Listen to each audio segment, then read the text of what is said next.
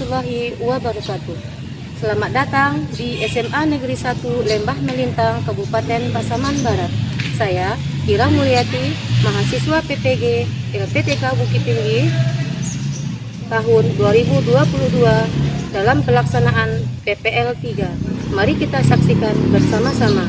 Assalamualaikum warahmatullahi wabarakatuh.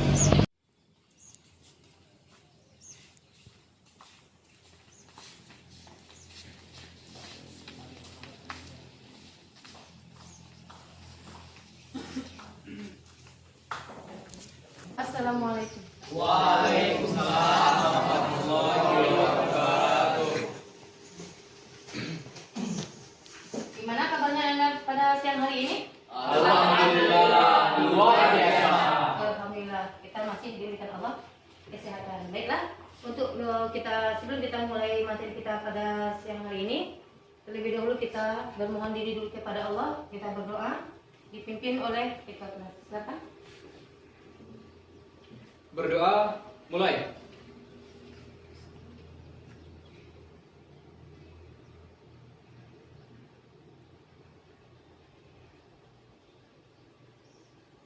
Berdoa, selesai. Baiklah Nanda, untuk menumbuhkan rasa besar cinta kita kepada tanah air, marilah kita sama-sama dulu menyanyikan lagu Indonesia Raya. Silakan Ananda semuanya berdiri.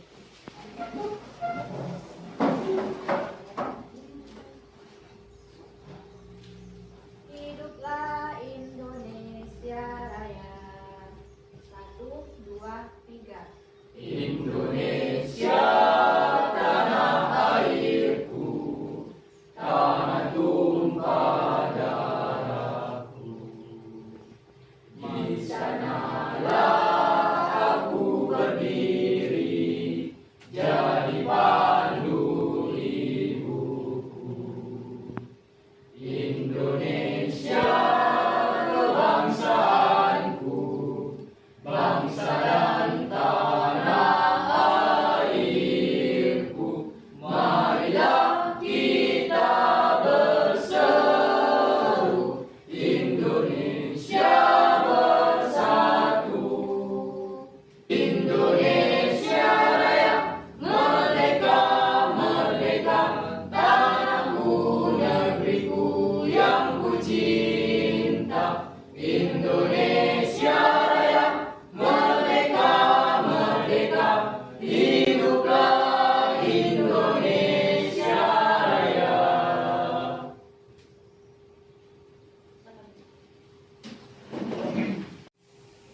Oke Nanda, silakan cek dulu mejanya apakah ada sampah, kita buang dulu supaya kita belajarnya nanti nyaman.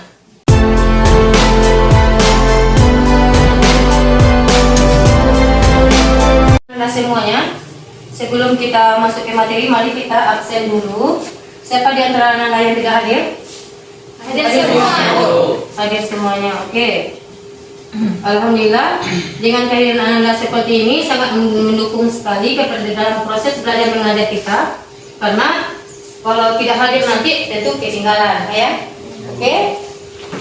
Sebelum kita masuk, kita apa dulu? SMA 1 Lembah Melintang. Maju bersama, hebat semua. Oke, materi bagaimana seorang muslim itu, apakah dalam kehidupan sehari-hari dia mampu mengontrol dirinya atau sama sekali dia tidak mampu mengontrol dirinya sendiri. Sebagai seorang muslim, semakin dalam pepatah kita, semakin berisi, semakin tinggi tumbuhnya, terpaan angin itu semakin kuat. Semakin tinggi ilmu, godaan semakin kuat. Jangan dikatakan karena ilmu agamanya cukup, dia sudah mampu mementengi dirinya. Belum. Semakin kuat ilmu agamanya, yang akan menggoda dia itu pun semakin berat tantangannya di situ. Jadi intinya apa? Setan itu paling takut dengan orang yang ilmunya banyak, yang ilmunya tinggi, yang banyak ilmunya. Tentu dia mengamalkan ibadah itu berdasarkan apa yang dia punya dengan ilmu. Jadi tidak mungkin dia pas lagi sholat mudah setan untuk menggoda. Kenapa? Dia praktekkan ilmu yang dia dapat. Bagaimana supaya suatu khusyuk? Tapi orang yang punya ilmu nggak tahu Allahu Akbar, katanya dia nggak tahu. Ini yang khayal dia. Kenapa? Dia nggak tahu. Cuma yang dia tahu apa? Ruku, sujud. Tapi orang yang dengan ilmu, pas dia baca takbir dia tahu caranya bagaimana supaya ibadahnya itu khusyuk. Walaupun ibadahnya itu kalau udah kita sama Rasulullah sendiri, tidak semuanya kita bisa mencapai khusyuk 100%.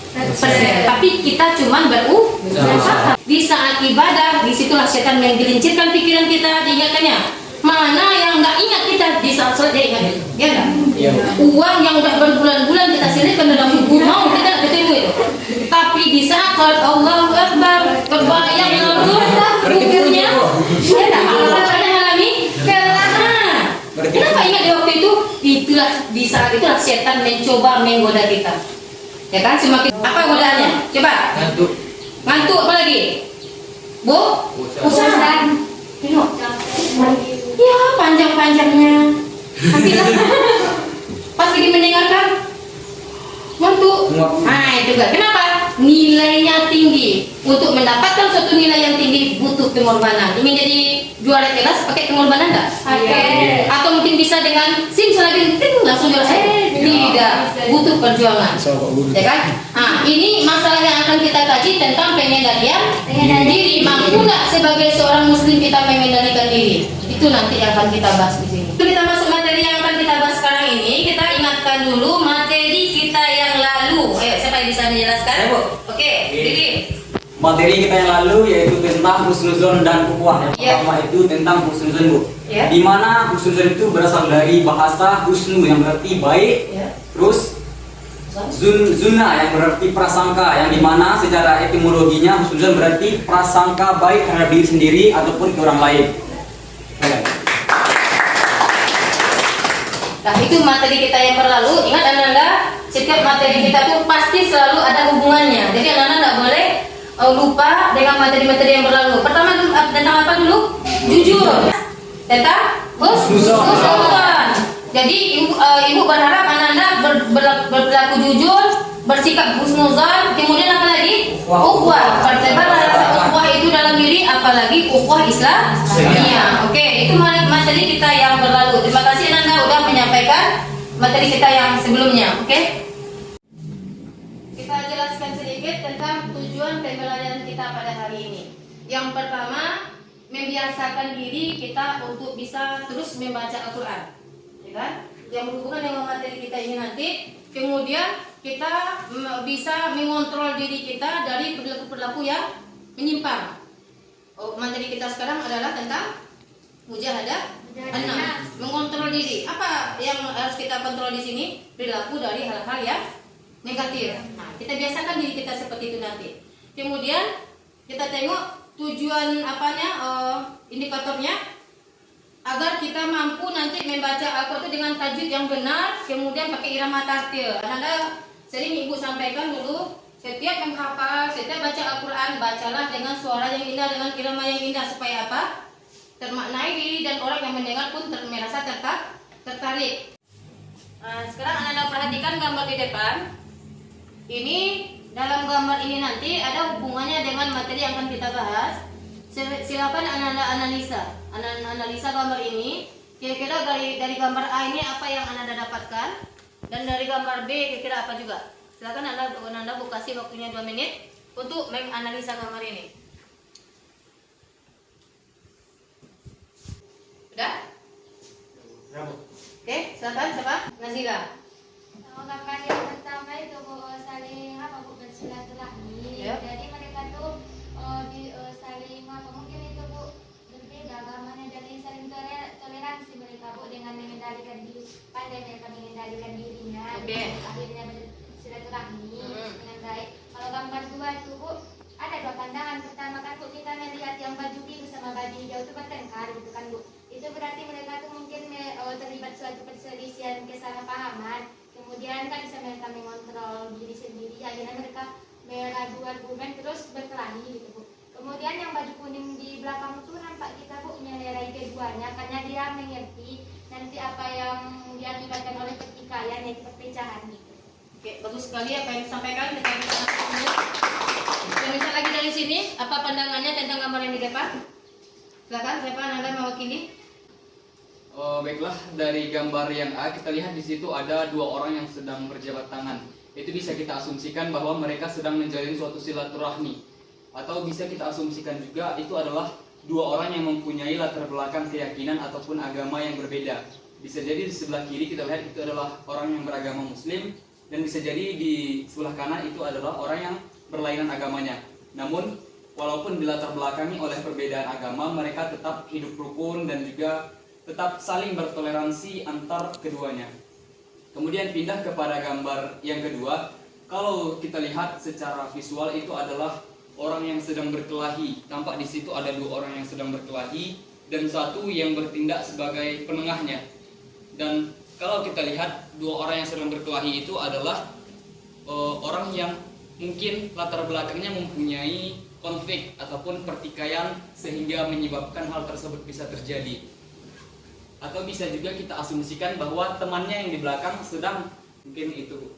Ya, terus untuk caranya yang mudah memberikan asumsinya dan analisis gambar yang telah Ibu tampilkan. Jadi intinya di sini apa, Ananda?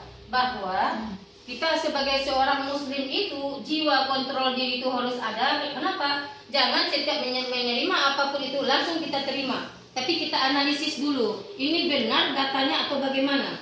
Jangan langsung kita ambil kesimpulan seperti itu. Jangan terlalu mudah kita diapakan sama orang, dihasut. Yang mudah terhasut. Kenapa?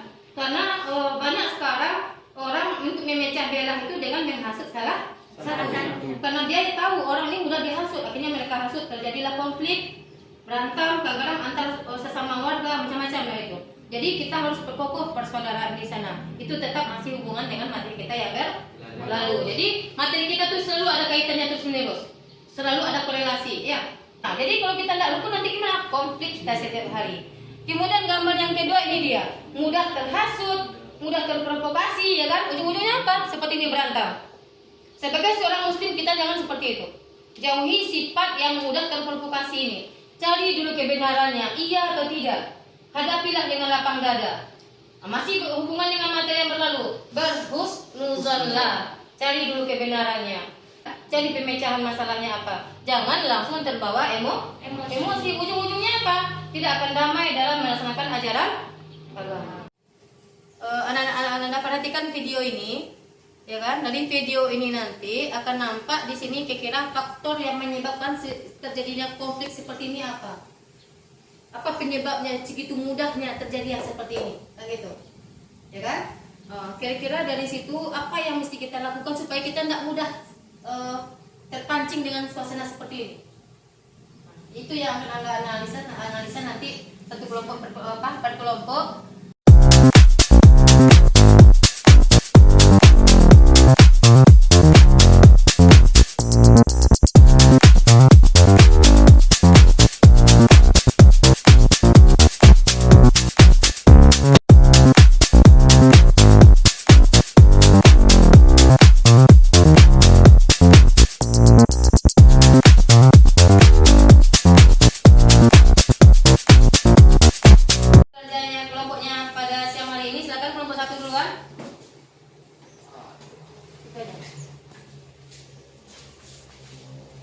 Oke, assalamualaikum warahmatullahi wabarakatuh. Waalaikumsalam warahmatullahi wabarakatuh. Saya akan menyampaikan tentang faktor penyebab dan solusi dari konflik. Adapun faktor penyebab konflik yaitu perbedaan ideologi atau pemikiran antar masyarakat, perbedaan kepentingan dan latar belakang, perbedaan sara yaitu suku, agama, ras, dan kebudayaan, kurangnya perhatian dari pemerintah terhadap sebagian rakyat, dan terjadinya ketidakmerataan pembangunan dalam masyarakat.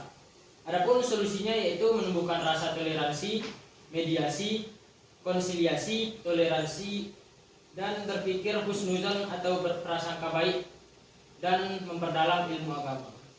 Sekian penyampaian saya. Untuk kelompok 2 ada pertanyaan? Apa dampak negatif dari konflik tersebut? Adapun dampak negatif yaitu terjadinya kerusakan sarana dan prasarana, lumpuhnya roda perekonomian, dan ketidaknyamanan atau ketidakketentraman sesuatu daerah. Sekian, terima kasih. Assalamualaikum warahmatullahi wabarakatuh. Oke, kita lanjut aja ke kelompok 2, silakan.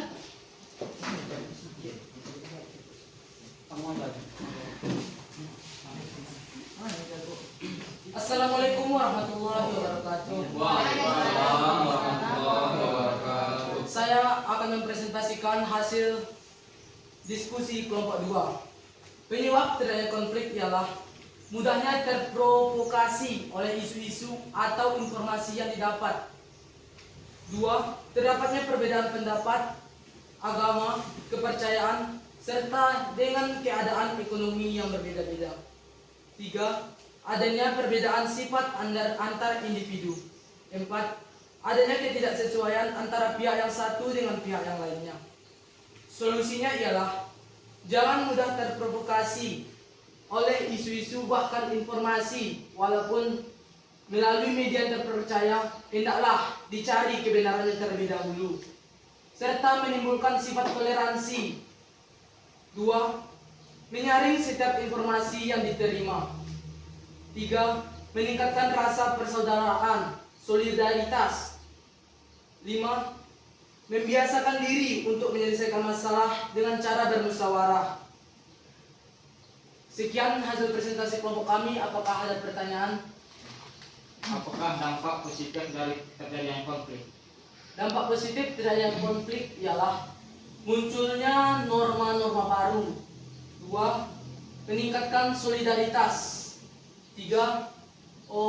Menumbuhkan rasa kekuatan pribadi untuk menghadapi konflik. Sekian dari jawaban saya. Sekianlah hasil presentasi kelompok kami. Assalamualaikum warahmatullahi wabarakatuh.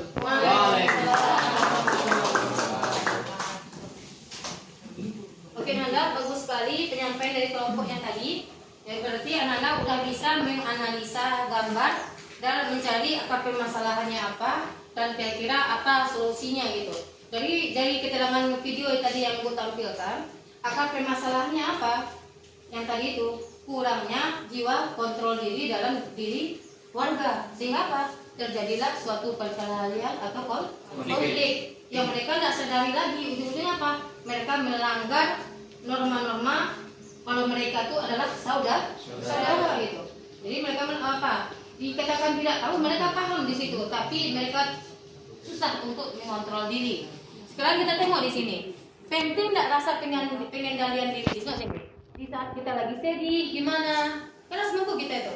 Di saat kita lagi bahagia, apakah dengan bahagia itu kita wah lebarnya? Tidak. Di saat kita sedih, apakah kita seperti ini bertengkar?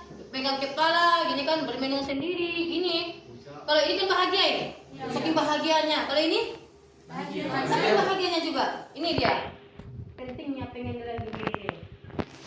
Ya kan, jangan dikatakan orang kita ini udah kena ini. Kok aneh gayanya katanya. Padahal ekspresi dari mungkin karena sedihnya atau mungkin karena gembiranya gitu. Kita harus mampu di sini. Kemudian lagi, di sini pentingnya pengendalian diri dari sifat-sifat buruk manusia. Pernah mencuri? Pernah. Mencuri uang orang tua. Atau mungkin anak ibu yang perempuan mencuci celana ayah dapat uang di situ. Yes, ini rezeki kita ini dapat uang. Ya kan? Kalau kita nggak minta izin mencuri enggak? Mencuri walaupun uang orang tua. Kalau pandai kita ngomong ya, dapat tempat cuci tadi ya. Ikhlas ya. Kan? Ada. Gitu aja. Bukan kita minta, ikhlaskannya ya. Upah mencuci. Walaupun jumlahnya banyak. Ya kan? Kemudian berbohong. Yang sering berbohong itu ibu. Sadar nggak tuh? Iya. Misalnya ibu pulang dari pasar, buatnya makanan. Saking enaknya, tinggal satu biji lagi kita tanya ibu udah makan ini? Kira-kira jawaban ibu kita apa? Sudah nah, ibu tuh makan duluan dari untuk kalian habiskan lah. Padahal mereka belum makan. Kemudian marah itu di sini lah. Materi kita ini mampu mengendalikan diri dari emosi amarah. Itu harus mampu itu. Kenapa? Terlalu mudah kita marah nanti datanglah penyakit dalam diri kita. Kolesterol, efek karena marah itu. Ya kan? Semua pengaruh dari pikiran. Apa bahagiakan pikiran itu? Yang terlalu mudah marah. Buat senyum dulu, walaupun sebenarnya kita emosi. Kita hadapi dengan tenang. Bawakan duduk dulu, kita tengok dulu apa masalah itu bisa seperti ini. Seperti itu kita mampu mengontrol diri. Kemudian lagi jauhkan diri dari perilaku sombong. Karena sombong itu haknya Allah. Allah punya semuanya. Kita cuma meminjam punya Allah. tanah kita pinjam ini. Barang-barang untuk baju ini kita minta punya Allah semuanya, bahan asal muasalnya itu, ya enggak? Udara yang kita hirup punya Allah. Kekayaan yang kita dapat kalau nggak izin Allah nggak akan kaya orang tua kita. Jadi semuanya adalah titipan dari Allah. Oh jadi kita sombong? Tidak. Orang yang berilmu itu semakin dia gali ilmu itu semakin sadar kalau dia itu belum ada apa-apanya lagi. Itu orang yang berilmu. Kalau dapat suatu ilmu rendah hati dia itu baru level berapa boleh? Tengok levelnya. Kalau sebenarnya orang yang berilmu itu yang mana? Semakin tambah ilmu, semakin dia dalami ilmu, sadar dia rupanya saya ini belum ada apa-apanya ini. Padahal dia udah gelarnya banyak. Tapi kenapa? Dia gali terus ilmu, semakin jiwa tawaduknya muncul. Belum ada apa-apanya saya ini, masih kurang saya lagi katanya. Seperti itu kita maunya. Jangan ilmu kita baru sedikit, tapi rasa sombong yang minta ampun dalam diri kita. Itu yang harus kita buang dalam diri kita. Intinya. Yang kedua, Berhati-hati. berhati-hati. Kemudian jujur. Kemudian rasa syukur. Kemudian lagi dari rasa ini. Dia mau menikah, ekonomi nggak mampu. Apa jalan disuruh dalam Al-Quran? Puasa. Berpuasa dulu. Itulah ibaratnya salah satu cara untuk mengendalikan diri. Dia ekonomi belum, tapi keinginannya sudah ada untuk menikah. Bersabarlah dia dulu, kemudian laksanakanlah puasa. Itu salah satu jalan untuk mengendalikan diri. Nih, jurus untuk mengendalikan diri. Apa maksudnya sini jurusnya ini? Jurus apa ini? Apa ini jurusnya? Coba praktekkan dulu. Ya kan? Yang kedua, jurusnya apa di sini? Bukan ini yang kita praktekkan untuk mengendalikan diri ya. Tapi yang mananya? Ini dia. Jurus yang pertama, coba mengendalikan diri dengan prinsip kemoralan. Maksudnya jiwa moral manusia itu seperti apa? Tidak saling membunuh, ya. Kalau ada sesuatu sampaikan secara baik-baik, bukan secara kekerasan seperti itu. Kemudian tidak menipu, tidak berbohong. Itu jiwa moralnya namanya itu. Jurus yang kedua apa? Menggunakan kesadaran. Sebagai umat muslim, di jiwa kesadaran itu harus punya kita. Kita hanya manusia. Jadi maksudnya apa di sini? Berpositif thinking lah, jangan negatif thinking. Intinya apa di sini? Berhubungan dengan materi kita yang sebelumnya. Husnuzon. Rindukan diri. Untuk apa marah ini ya? Apa gunanya marah ini kalau saya bikin dalam diri saya? Apa manfaatnya buat saya? Itu yang harus kita tanamkan dalam diri. Supaya nak pemarah. Kan ibu nengok pun anak-anak orangnya nak ada yang pemarah. Tapi ada saatnya kita disuruh untuk marah. Kapan? Ketika agama kita diinjak-injak, itu jangan sabar ya, sabar jangan. Al-Quran dihina sama orang, itu marah kita itu, lalu aja kita marah. Jelas itu? Jelas. Kalau di sana nggak boleh diam, kita mati pun kita dalam membela itu udah mati syahid kita itu. Nah, jelas ya? Jurus ini bukan jurusnya seperti ini, bukan jurusnya dengan bersila, tapi inilah dia. Ya, oke. Baiklah Anda, berdasarkan hasil dari diskusi tadi. Dari kelompok 1 dan kelompok 2, siapa yang bisa mewakili untuk menyampaikan kesimpulan dari materi kita pada hari ini? Coba, oke, silakan. Adapun kesimpulan dari materi kita pada kesempatan kali ini yaitu tentang pengendalian diri atau self control, yaitu adalah keinginan mengontrol diri sendiri, baik itu dari dalam internal kita ataupun dari luar. Di mana pengendalian diri ini sangat dibutuhkan bagi kita, karena dalam kehidupan sehari-hari kita banyak konflik, banyak kejadian-kejadian yang ketika kita tidak mampu untuk mengendalikan diri kita akan terhasut ke dalamnya. Kita akan mudah terprovokasi dan terpaut kepada masalah-masalah yang ada di sekitar kita, baik itu di media sosial ataupun kehidupan nyata kita. Karena seperti yang dinyatakan di hadis tadi, yang mengatakan bahwa orang yang kuat itu bukanlah orang yang ototnya besar, bukanlah orang yang mempunyai kekuasaan luas, bukan orang yang mempunyai kemampuan yang luar biasa, bukan orang yang hebat berbicara, tetapi orang yang kuat itu adalah orang yang mampu mengendalikan amarahnya ketika dia marah. Orang yang mampu mengendalikan dirinya ketika banyak terjadi permasalahan, konflik, dan lain sebagainya di sekitarnya. Jadi intinya pengendalian itu sangat penting terhadap diri kita, dengan cara memperdalam ilmu agama kita, dengan cara memperkuat keimanan kita, dan dengan cara banyak membaca buku-buku, baik itu buku religi maupun yang di luar itu, seperti filosofi ataupun filsuf Yunani maupun sebagainya. Mungkin sekian daripada kesimpulan materi kita pada kesempatan kali ini. Sekian. Kita Oke, sangat apa sekali, bagus sekali dari materi kita ini. Penjabarannya mampu anak-anak menyimpulkan, berarti anak-anak menguasai dari apa yang telah Ibu sampaikan. Kita berikan aplausnya sekali lagi. SMA 1 Lembah Melintang. Maju bersama, hebat semua. Insya Allah kita adalah generasi hebat SMA 1 Lembah Melintang. Oke, waktunya udah habis. Nanti bisa Ibu kirimkan nanti linknya hasil dari kerja Ananda pada kesempatan kali ini. Dan nanti di rumah silakan Ananda analisa gambar yang telah Ibu kirim juga di WA kita, dibuat di double folio nanti. Anda kasih di sana apa alasan yang menjadi kenapa konflik seperti itu mudah terjadi di lingkungan masyarakat. Kemudian Ananda selaku generasi muda, silahkan Ananda kirimkan pendapat Ananda solusi dari hal seperti ini apa. Gitu. Jadi Ibu berikan kesempatan Ananda untuk berpikir di sana, berpikir untuk mencari solusi dari masalah yang terjadi. Masalah ini adalah masalah yang sering terjadi di masyarakat. Oke Ananda? Iya Bu. Oke. Di kesempatan kali ini yang dapat Ibu sampaikan. Mudah-mudahan bermanfaat untuk Ananda dan juga untuk kita semuanya. Tutup, silakan Ananda baca doa. Siap, gerak. Robot, gerak. Gerak, gerak. Berdoa mulai.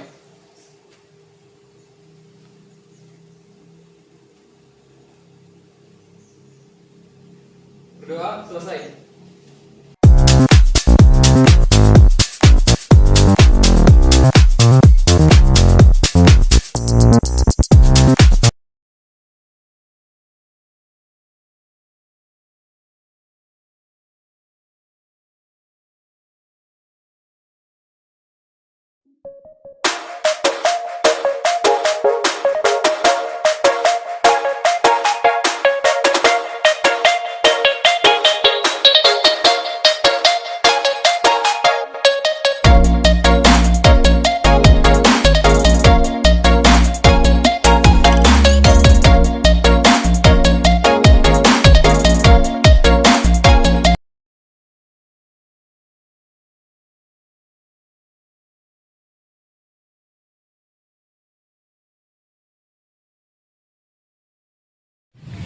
Assalamualaikum warahmatullahi wabarakatuh.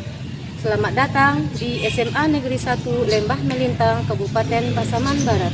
Saya Ira Mulyati, mahasiswa PPG LPTK Bukit Tinggi tahun 2022 dalam pelaksanaan PPL 3. Mari kita saksikan bersama-sama. Assalamualaikum warahmatullahi wabarakatuh.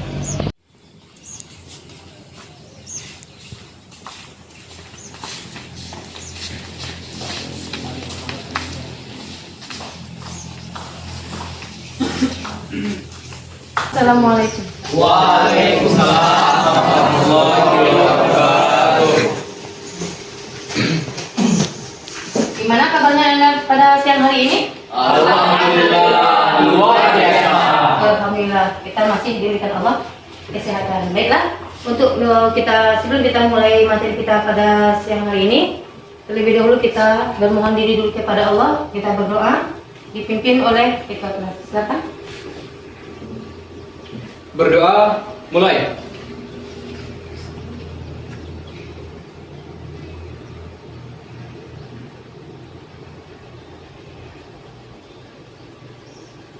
Berdoa selesai. Baiklah Nanda, untuk menumbuhkan rasa besar cinta kita kepada tanah air, marilah kita sama-sama dulu menyanyikan lagu Indonesia Raya. Silakan Ananda semuanya berdiri.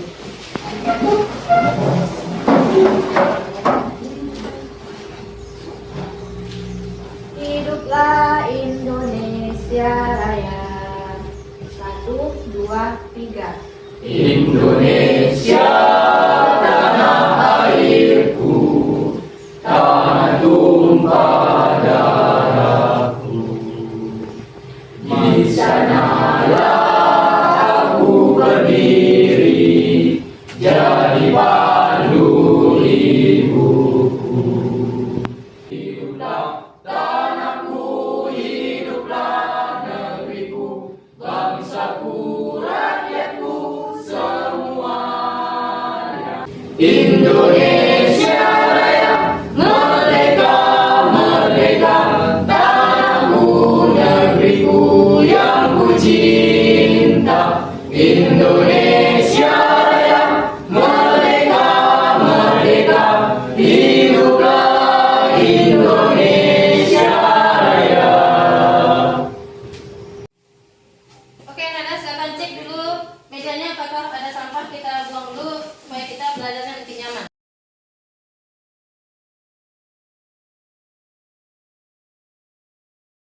Nah semuanya, sebelum kita masuk ke materi, mari kita absen dulu. Siapa di antara anak-anak yang tidak hadir? Hadir semua. Hadir semuanya, oke. Alhamdulillah, dengan kehadiran anak seperti ini sangat mendukung sekali kepada dalam proses belajar mengajar kita. Karena kalau tidak hadir nanti tentu ketinggalan, ya. Oke. Sebelum kita masuk, kita apa dulu? SMA 1 Lembah Melintang. Maju bersama, hebat semua. Oke. Gimana seorang muslim itu, apakah dalam kehidupan sehari-hari dia mampu mengontrol dirinya atau sama sekali dia tidak mampu mengontrol dirinya sendiri? Sebagai seorang muslim, semakin dalam pepatah kita, semakin berisi, semakin tinggi tumbuhnya, terpaan angin itu semakin kuat. Semakin tinggi ilmu, godaan semakin kuat. Jangan dikatakan karena ilmu agamanya cukup, dia sudah mampu memaintain dirinya. Belum. Semakin kuat ilmu agamanya, yang akan menggoda dia itu pun semakin berat tantangannya di situ. Tapi orang yang banyak ilmunya, tentu dia mengamalkan ibadah itu berdasarkan apa yang dia punya dengan ilmu. Jadi tidak mungkin dia pas lagi sholat mudah setan untuk menggoda. Kenapa? Dia praktekkan ilmu yang dia dapat. Bagaimana supaya suatu khusyuk? Tapi orang yang punya ilmu nggak tahu Allahu Akbar, katanya dia nggak tahu. Ini yang khayal dia. Kenapa? Dia nggak tahu. Dia cuma yang dia tahu apa? Ruku, sujud.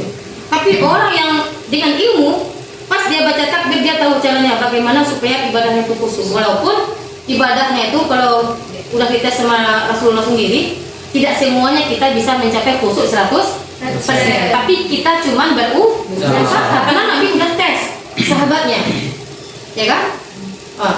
Ada yang belum sholat langsung dia bilang, saya mau sorban yang warna ini wahai Rasulullah. Rupanya di saat sholat dia ingat apa?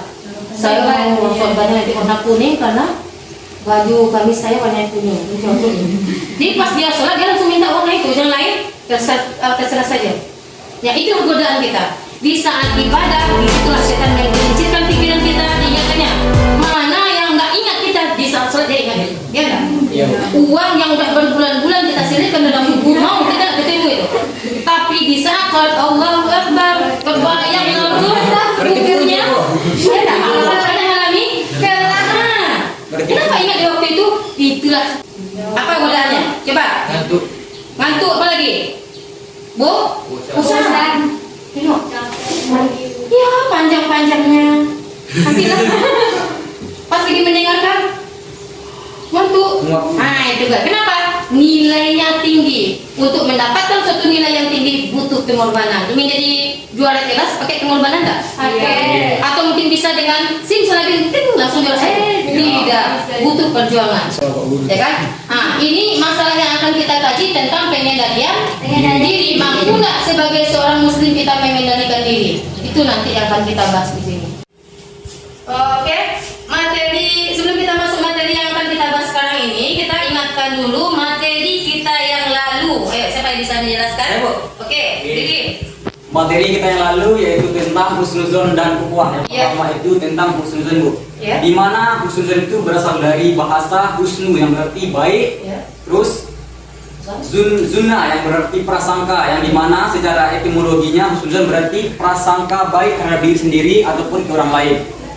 Terus materi kedua itu ukhuwah, Bu, di mana arti ukhuwah tersebut itu persaudaraan, di mana makna itu persaudaraan kita terhadap kita sesama manusia, sesama manusia beda agama dan sesama satu negara dan satu tanah air, Bu. Oke. Mungkin dapat saya sampaikan. Nah itu materi kita yang berlalu. Ingat anak-anak, setiap materi kita tuh pasti selalu ada hubungannya. Jadi anak-anak nggak boleh lupa dengan materi-materi yang berlalu. Pertama tentang terima kasih anak-anak udah menyampaikan materi kita yang sebelumnya. Kita jelaskan sedikit tentang tujuan pembelajaran kita pada hari ini.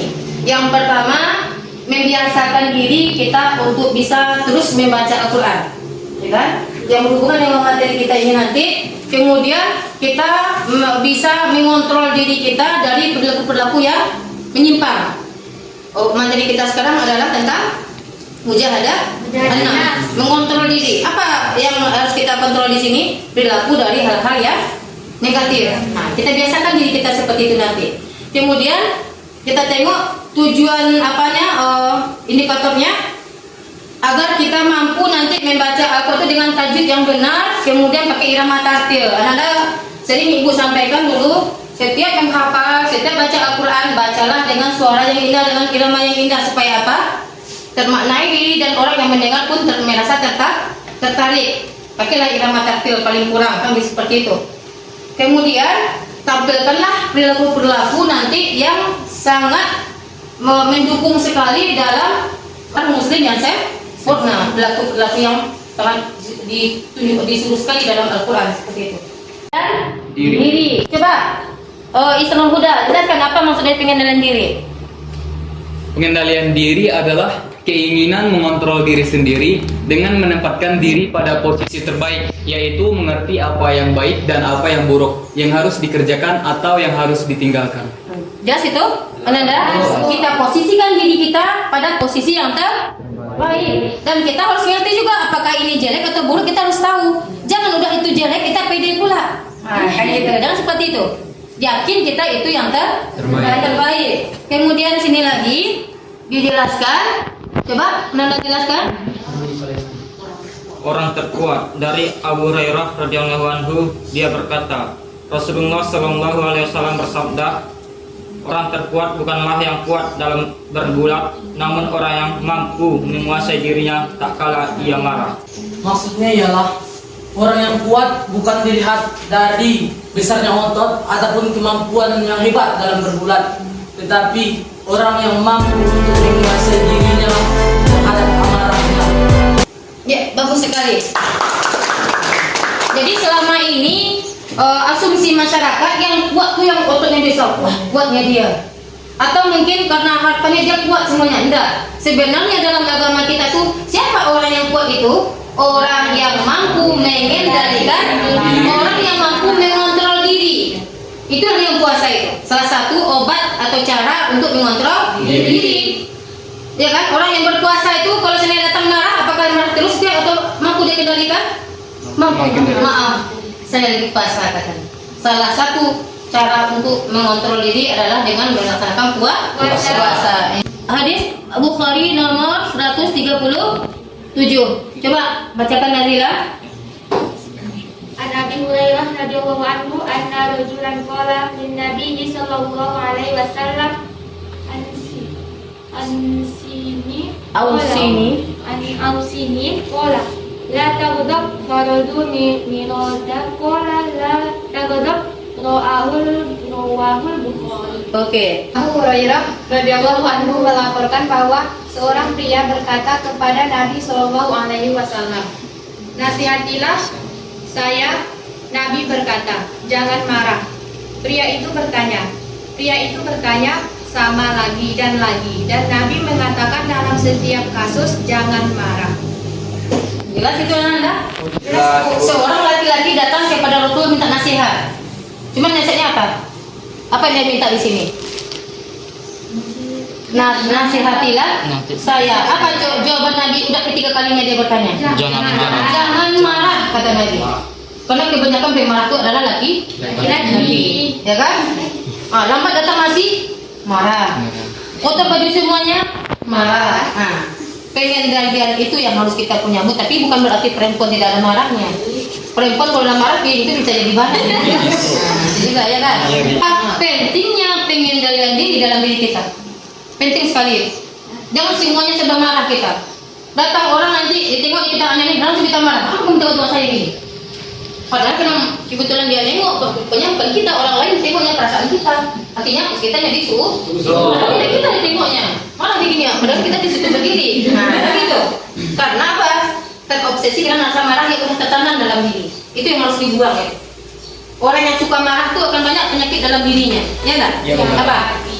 Darah tinggi, apalagi stroke, jantung, ringan, bakalan pencok dikit. Kenapa?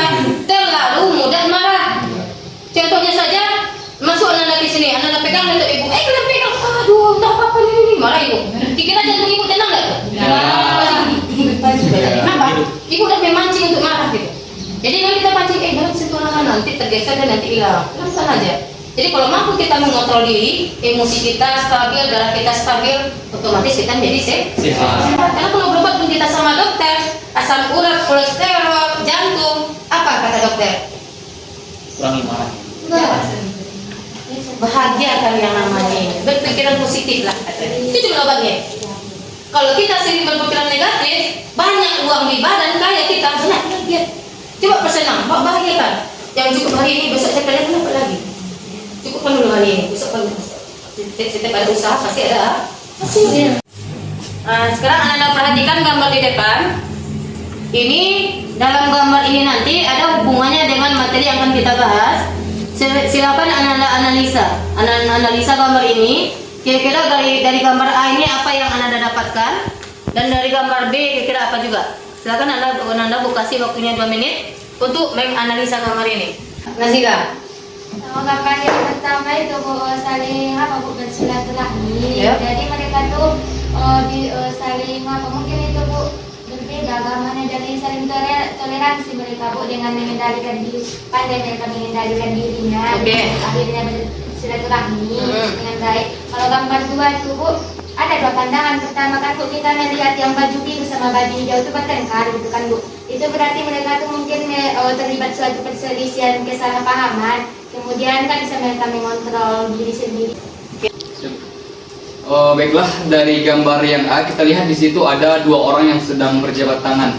Itu bisa kita asumsikan bahwa mereka sedang menjalin suatu silaturahmi, atau bisa kita asumsikan juga itu adalah 2 orang yang mempunyai latar belakang keyakinan ataupun agama yang berbeda.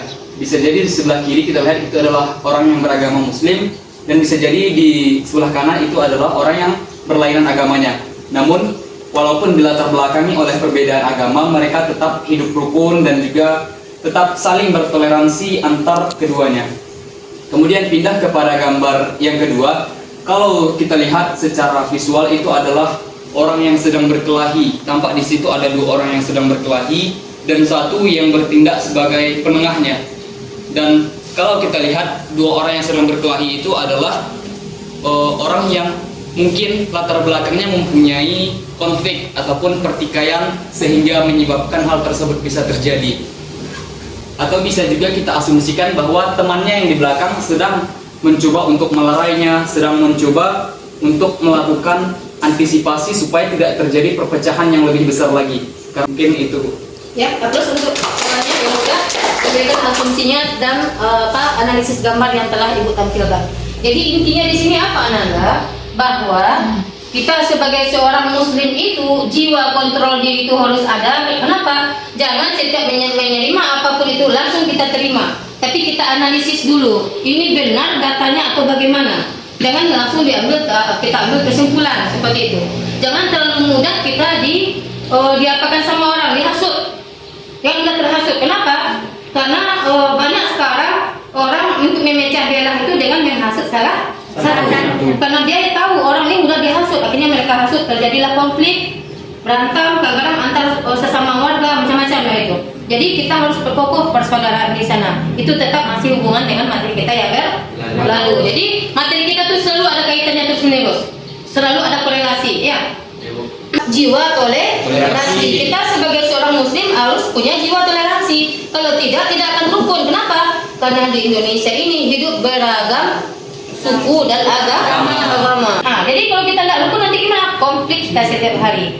Kemudian gambar yang kedua ini dia mudah terhasut, mudah terprovokasi, ya kan? Ujung-ujungnya apa? Seperti ini berantem. Sebagai seorang muslim kita jangan seperti itu. Jauhi sifat yang mudah terprovokasi ini. Cari dulu kebenarannya, iya atau tidak. Hadapilah dengan lapang dada. Masih berhubungan dengan materi yang berlalu. Berhusnuzonlah. Cari dulu kebenarannya. Dan terbukti nanti dudukan secara bersama-sama, ya kan? Cari pemecahan masalahnya apa. Jangan langsung terbawa emosi. Ujung-ujungnya apa? Tidak akan damai dalam melaksanakan ajaran agama. Anda perhatikan video ini, ya kan? Dari video ini nanti akan nampak di sini kira-kira faktor yang menyebabkan terjadinya konflik seperti ini apa? Apa penyebabnya segitu mudahnya terjadi yang seperti ini, begitu, ya kan? Kira-kira dari situ apa yang mesti kita lakukan supaya kita tidak mudah terpancing dengan suasana seperti ini? Itu yang akan Anda analisa nanti satu kelompok per kelompok.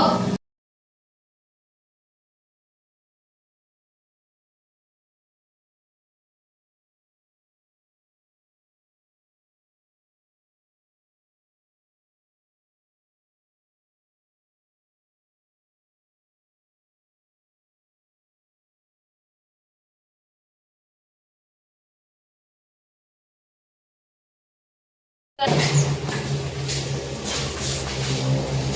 assalamualaikum warahmatullahi wabarakatuh. Waalaikumsalam warahmatullahi wabarakatuh. Saya akan menyampaikan tentang faktor penyebab dan solusi dari konflik. Adapun faktor penyebab konflik yaitu perbedaan ideologi atau pemikiran antar masyarakat, perbedaan kepentingan dan latar belakang, perbedaan sara yaitu suku, agama, ras, dan kebudayaan, kurangnya perhatian dari pemerintah terhadap sebagian rakyat, dan terjadinya ketidakmerataan pembangunan dalam masyarakat.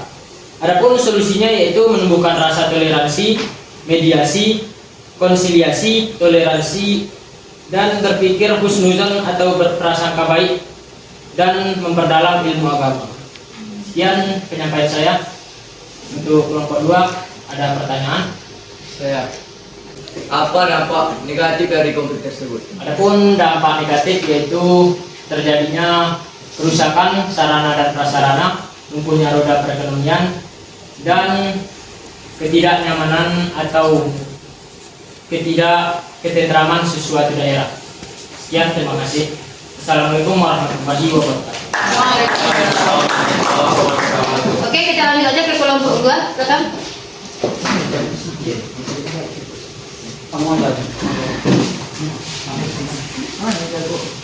Assalamualaikum warahmatullahi wabarakatuh. Saya akan mempresentasikan hasil diskusi kelompok 2. Penyebab terjadinya konflik ialah mudahnya terprovokasi oleh isu-isu atau informasi yang didapat. 2. Terdapatnya perbedaan pendapat, agama, kepercayaan, serta dengan keadaan ekonomi yang berbeda-beda. 3. Adanya perbedaan sifat antar individu. 4. Adanya ketidaksesuaian antara pihak yang satu dengan pihak yang lainnya. Solusinya ialah jangan mudah terprovokasi oleh isu-isu bahkan informasi, walaupun melalui media terpercaya, hendaklah dicari kebenarannya terlebih dahulu, serta menimbulkan sifat toleransi. 2. Sekian hasil presentasi kelompok kami. Apakah ada pertanyaan? Apakah dampak positif dari terjadinya konflik? Dampak positif terjadinya konflik ialah munculnya norma-norma baru. 2. Meningkatkan solidaritas. 3. Menumbuhkan rasa kekuatan pribadi untuk menghadapi konflik. Sekianlah hasil presentasi kelompok kami. Assalamualaikum warahmatullahi wabarakatuh.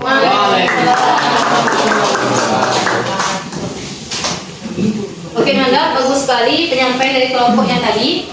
Ya, berarti anak-anak sudah bisa menganalisa gambar dan mencari akar permasalahannya apa dan kira-kira apa solusinya gitu. Dari keterangan video tadi yang Ibu tampilkan, akar permasalahannya apa? Yang tadi itu kurangnya jiwa kontrol diri dalam diri warga, sehingga apa? Terjadilah suatu perkelahian atau konflik yang mereka tidak sadari lagi. Ujung-ujungnya apa? Mereka melanggar norma-norma kalau mereka itu adalah saudara gitu. Jadi mereka penting tidak rasa pengendalian diri. Di saat kita lagi sedih gimana? Karena semua kita itu. Di saat kita lagi bahagia, apakah dengan bahagia itu kita wah ke depannya? Tidak. Di saat kita sedih, apakah kita seperti ini bertengkar, pegang kepala, gini kan bermenung sendiri, gini? Kalau ini kan bahagia ya, saking bahagianya. Kalau ini saking bahagianya juga. Ini dia pentingnya pengendalian diri. Pernah mencuri? Pernah. Mencuri uang orang tua, atau mungkin anak ibu yang perempuan mencuci celana ayah dapat uang sedikit. Yes, ini rezeki kita ini dapat uang, ya kan? Kalau kita tidak minta izin mencuri tidak? Mencuri walaupun uang orang tua. Kalau pandai kita ngomong ya, dapat upah cuci tadi ya, ikhlas ya, kan? Ada, gitu aja. Bukan kita minta, ikhlaskannya ya, upah mencuci. Walaupun jumlahnya banyak. Yang berbohong, yang sering berbohong itu ibu. Sadar nggak tuh? Iya. Misalnya ibu pulang dari pasar, bawanya makanan. Saking enaknya tinggal satu biji lagi, kita tanya ibu udah makan ini? Kira-kira jawaban ibu kita apa? Sudah nak, ibu tuh makan duluan tadi untuk kalian habiskan lah. Padahal mereka belum makan. Sini, marah itu di sini lah. Materi kita ini mampu mengendalikan diri dari emosi amarah, itu harus mampu itu. Kenapa? Terlalu mudah kita marah nanti datanglah penyakit dalam diri kita. Kolesterol, efek kan marah itu. Jangan semua pengaruh dari pikiran. Maka bahagiakan pikiran itu. Jangan terlalu mudah marah. Buat senyum dulu, walaupun sebenarnya kita emosi. Kita hadapi dengan tenang. Bawakan duduk dulu, kita tengok dulu apa masalah itu bisa seperti ini. Seperti itu kita mampu mengontrol diri. Itulah tingkatan-tingkatan orang yang berilmu tuh. Orang yang berilmu itu semakin dia gali ilmu itu semakin sadar kalau dia itu belum mendapatkannya lagi. Ilmu kita baru sedikit, tapi rasa sombongnya minta ampun dalam diri kita. Itu yang harus kita buang dalam diri kita. Intinya apa? Sabar. Yang kedua, berhati-hati. Kemudian jujur. Kemudian rasa syukur. Kemudian lagi dari rasa ini. Bersabarlah dia dulu, kemudian laksanakanlah puasa. Ya kan? Yang kedua, jurusnya apa di sini? Bukan ini yang kita praktekkan untuk mengendalikan diri ya. Tapi yang mananya? Ini dia. Jurus yang pertama, coba mengendalikan diri dengan kemurahan. Maksudnya jiwa moral manusia itu seperti apa? Tidak saling membunuh, ya. Kalau ada sesuatu sampaikan secara baik-baik, bukan secara kekerasan seperti itu. Kemudian tidak menipu, tidak berbohong, itu jiwa moralnya namanya itu. Jurus yang kedua apa? Menggunakan kesadaran. Sebagai umat muslim, di jiwa kesadaran itu harus punya kita. Kita hanya manusia. Jadi maksudnya apa di sini? Berpositif thinking lah, jangan negatif thinking. Intinya apa di sini? Berhubungan dengan materi-materi kita yang sebelumnya. Tetap berhubungan materi-materi itu. Selanjutnya jurus yang ketiga. Kita renungkan diri. Untuk apa marah ini ya? Apa gunanya marah ini kalau saya bikin dalam diri saya? Apa manfaatnya buat saya? Itu yang harus kita tanamkan dalam diri. Tapi ada saatnya kita disuruh untuk marah. Kapan? Ketika agama kita diinjak-injak. Itu jangan sabar, jangan. Al-Quran dihina sama orang. Itu marah kita itu. Dan wajar kita marah. Jelas itu? Jelas. Kalau di sana nggak boleh diam, kita mati pun kita dalam membela itu udah mati syahid kita itu.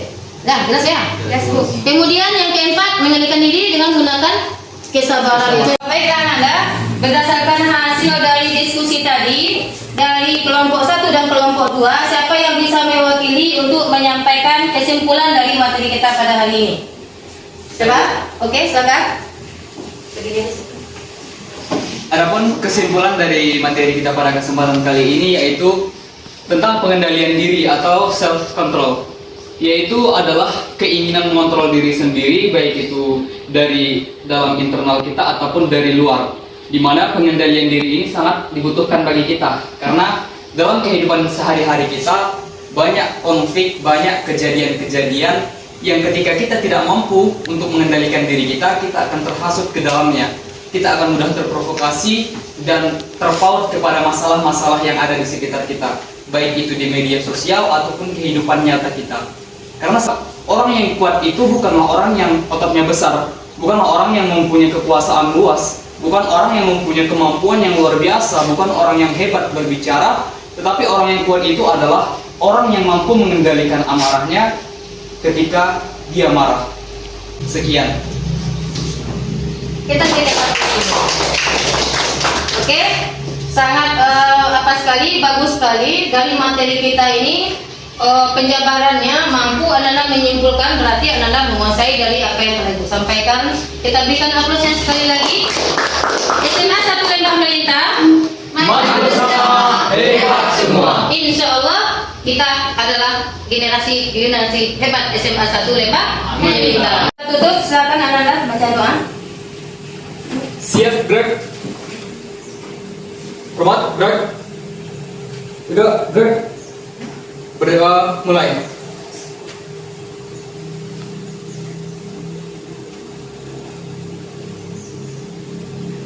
Berdoa selesai.